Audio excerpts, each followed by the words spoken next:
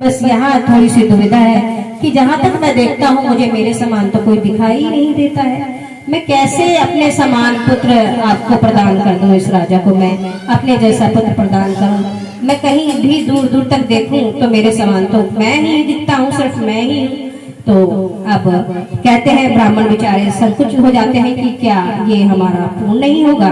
तो भगवान नारायण जी कहते हैं नहीं, मैं आपका मिथ्या नहीं होने दूंगा। तो अब मुझे ही इनके यहाँ जन्म लेना होगा, क्योंकि आपने मेरे समान पुत्र मांगा है तो मैं ही हूँ मेरे समान तो कोई और दूसरा दिखाई नहीं देता है, तो मैं ही इनके यहाँ जन्म लूंगा। ये कहकर प्रभु अंतर्ध्यान हो जाते हैं, विग्रह वही रह जाता है। तो जो नाभि होते हैं और जो आग्रादी जो होते हैं अपनी पत्नी मेरू के साथ वो प्रसन्न होते हैं कि अब प्रभु हमारे यहाँ जन्म लेंगे। कुछ काल के बाद प्रभु नारायण उनके घर जन्म लेते हैं। उन शिशु के उस बालक के शरीर पर भी वही चिन्ह सारे होते हैं, पद्म और अंकुश और शंख चक्र गदा, ये सारे पद वही लगे होते हैं, पूरे शरीर पे होते हैं जो भगवान नारायण के होते हैं। तो क्योंकि स्वयं प्रभु नारायण ही उनके यहाँ जन्म लेते हैं तो वो सब चिन्ह तो उन्होंने जरूरी भी थे वहां का। फिर जब सब लोग उनको देखते हैं बड़े ही प्रसन्न होते हैं कि इतना प्यारा सा मुखमंडल है, चमकदार उनका मुखमंडल है, बहुत तेज उनके मुख में है, बड़ी बड़ी आंखें, नील झील से उनकी आंखें हैं, बहुत ही सुंदर प्यारा सा उनका विग्रह जैसा लगता है, उनका रूप इतना मनमोहक रूप लगता है कि कोई भी देख ले एक बार वो बार बार देखने के लिए उनके घर जरूर जाएगा। बोलिए भगवान नारायण की जय हो, बोले श्री हरि नारायण की जय हो, बोलो मुरली वाले की जय हो। तो क्या होता है कि जब वो जैसे थोड़ा थोड़ा बड़े होने शुरू होते हैं, जो नाभि उनके पिता होते हैं वो बड़े प्रसन्न होते हैं। उन्हें पता है कि मेरे घर मेरे भगवान ने जन्म लिया है, परंतु वो बाल अवस्था उनकी देखकर वो पिता के समान ही उनके साथ व्यवहार करते हैं, वो उत्साहित रहते हैं और वो इतने ज्यादा प्रसन्न रहते हैं कि मेरे घर तो मेरे बालक जो है मेरे प्रभु ही हैं। वो कभी उनको पुत्र कहते हैं, कभी उनको तात कहते हैं। उन्हें यही समझ नहीं आता कि मैं कैसे करके प्रभु के साथ व्यवहार करूं, जो जी में आता बस वो करने लगते हैं प्रसन्न होकर। इतने वो प्रसन्न रहते हैं, पूरी प्रजा भी देख देख उनको प्रसन्न रहने लगी कि ये बालक तो बहुत ही शक्तिशाली, बहुत ही सुंदर, बहुत ही तेजवान है।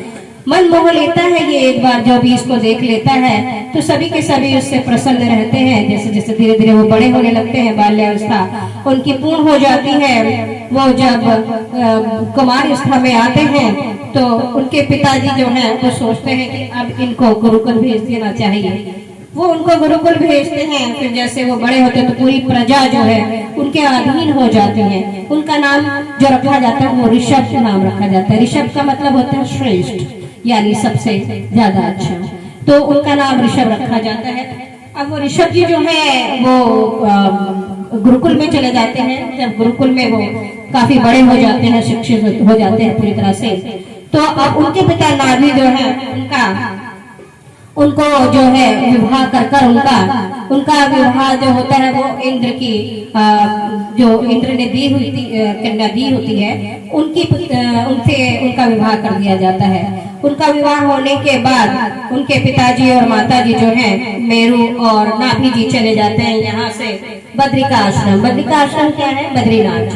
बद्रीनाथ जी चले जाते हैं। वहाँ वो अहिंसा रहित होकर पूजा पाठ करते हैं। अहिंसा रहित का मतलब होता है किसी को परेशान न करना, किसी से भी कोई लड़ाई झगड़ा न करना, सिर्फ और सिर्फ अपने प्रभु के अंदर लीन हो जाना।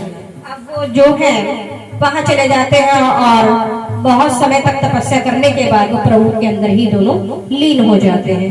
अब यहाँ पर जो नाभि जी के पुत्र होते हैं ऋषभ जी, अब ऋषभ जी जो अपनी पत्नी के साथ वो भी पुत्र प्राप्ति के लिए यज्ञ करते हैं। अब उनका यज्ञ होता है तो उनके यहाँ भी 100 पुत्र होते हैं। प्रभु ऋषभ जी यानी भगवान नारायण जी के यहाँ 100 पुत्र होते हैं। जब 100 पुत्र होते हैं, जो 100 पुत्र में जो 90 से लेकर 100 तक होते हैं, यानी 10 पुत्र जो होते हैं वो सबसे महान होते हैं। उनमें सबसे बड़े जो ज्येष्ठ होते हैं 100वें में पुत्र जो सबसे बड़ा ज्येष्ठ पुत्र है उनका नाम भरत होता है। भरत। भरत जब नाम रखा गया था उनका, उसी के बाद जैसे जैसे वो बड़े हुए थे तो उसी के नाम पर ये भारत रखा गया था, हमारे देश का नाम। पहले ये अजल भूखंड के नाम से जाना जाता था, लेकिन ये बाद में जब भरत जी आए, भरत जी राम जी के भाई नहीं ना, वो ऋषभ जी के पुत्र भरत जी, तो वो जब आए तब उनके नाम से ये विख्यात हुआ, भारत के नाम से। तब से इसका नाम भारतवर्ष पड़ा। फिर उसके बाद जो है, उनके बाद जो 10 पुत्र के बाद फिर जो 10 पुत्र थे, वो 9 पुत्र थे, वो चले जाते हैं सन्यास में, वो प्रभु भक्ति में ही लीन हो जाते हैं। और उसके बाद जो 81 पुत्र रह जाते हैं, उनके लिए प्रभु ऋषभ जी जो है वो आदेश करते हैं कि आपके सबसे बड़े भाई, ज्येष्ठ भ्राता जो है वो भरत जी हैं, और उन भरत जी के ही आपको आज्ञा माननी है। समझिए कि ये भरत मैं ही हूँ, यानी कि मेरा ही स्वरूप भरत है, मैं ही भरत हूँ, भरत ही वो है। तो समझ लीजिए कि मैंने ही स्वरूप धारण कर लिया है, तो आप सच्ची निष्ठा से सिर्फ उनकी ही सेवा करेंगे और कुछ नहीं करेंगे, सिर्फ उन्हीं की वो करेंगे, और ये राज्य संभालेंगे, ये भूखंड को यही संभालेंगे, पृथ्वी को यही संभालेंगे। तो ये कहकर जो राजन ऋषभ देव जी होते हैं, वो क्या करते हैं कि एक दिन उनको लगता है कि अब मुझे इन सब चीजों से विरक्त हो जाना है, क्योंकि वो तो प्रभु है, प्रभु तो पहले से ही विरक्त होते हैं, वो तो किसी के अंदर रखते ही नहीं है पूरी तरीके से, वो तो मोह इतना रखते ही नहीं है किसी से भी, वो तो पहले से ही विरक्त है। लेकिन फिर भी लोग मान्य ढंग से, यानी लोगों के समाज के हिसाब से वो ये सब चीजें व्यक्त करते हैं, तो वो उस चीज से हट जाते हैं, विरक्त हो जाते हैं, सब कुछ त्याग देते हैं, एक झटके से पूरा राज्य त्याग देते हैं, यहाँ तक कि वो वस्त्र भी त्याग देते हैं, वो दिगंबर बन जाते हैं। दिगंबर जब बन जाते हैं तो फिर वो उसके बाद अपने आप को इस तरीके से दिखावा में लोगों को समाज में इस तरीके से दिखाते हैं कि जैसे कि वो एक नग्न व्यक्ति पागल हो जाता है, जिसको किसी प्रकार की समझ नहीं होती है, कोई भी उनको कुछ भी कहकर चला जाता है, वो उसका जवाब नहीं देते हैं। तो सबको ये लगता है कि ये पता नहीं क्या हो गया ऋषभ महाराज जी को, ये किस तरह से हो गए हैं, ये अपना आपा खो बैठे हैं, अपनी मानसिक स्थिति खो बैठे हैं, उनकी मानसिक स्थिति अच्छी नहीं है, सबको ये लगता है। वो सबको दिखाते भी इसी प्रकार से हैं, जो मिलता है खा लेते हैं, जो कह देता कर लेते हैं, कहीं भी लेट जाते हैं, मतलब उनका कोई ये नहीं रह गया कि उनके अंदर कोई समझ हो, ये इस तरीके से वो दिखावे में रहने लगते हैं। अब वो एक दिन किसी दूसरे देश में चले जाते हैं और सभी उसी देश में सभी को संबोधित करते हैं, जितने भी वहाँ ब्राह्मण और सभी, बहुत बड़ी सभा हो रही थी, वहाँ पहुंच जाते हैं ऋषभ देव जी, वहाँ पर सभी को ज्ञान उपदेश करते हैं, अपना उपदेश देते हैं, कहते हैं कि जिन्होंने अपनी इंद्रियों पर विजय प्राप्त कर ली वही मेरे पास यानी प्रभु के पास पहुंच सकता है, अन्यथा वो सिर्फ इसी में ही जीवन मरण में ही भटकता रहेगा। इस जन्म के बाद दूसरा जन्म, दूसरे के बाद तीसरा जन्म, वो लगातार ये 84 लाख जन्म योनि ही लेता रहेगा। जिसे मुझे प्राप्त करना है, जो प्रभु को प्राप्त करना चाहता है, वो सिर्फ और सिर्फ पहले अपनी इंद्रियों को जीते, इंद्रियों को जीतने के बाद जब उसके वश में हो जाएगी, उसके बाद वो मन को एकाग्र करके मुझ में लीन हो जाए, मैं उसको अपनी ओर ले लूंगा। वो सबको उपदेश करते हैं और सबको यही कहते हैं कि ये कुछ नहीं रखा है, ये देह अपनी नहीं है, ये किसी भी प्रकार से ये मेरा, ये तेरा, ये इसका, ये उसका, कोई भी मेरेपन का भाव नहीं रहना चाहिए, तभी तुम प्रभु को प्राप्त कर सकते हो। और जहाँ भी आपके मन के अंदर ये भाव आ गया है कि ये मेरापन है, ये मेरा है, तो वो उसके बाद वो मुझे नहीं प्राप्त कर सकता।